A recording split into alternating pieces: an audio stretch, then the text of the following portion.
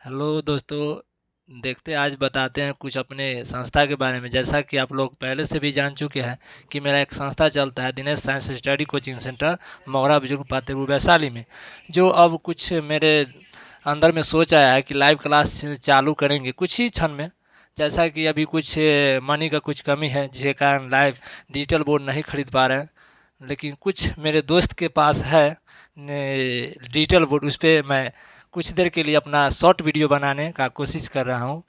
तो अभी तो जैसा कि कोई विषय लेके नहीं इस डिजिटल बोर्ड पे आए हैं। जब आएंगे तो कुछ उसके बारे में डिटेल से बतलाएंगे।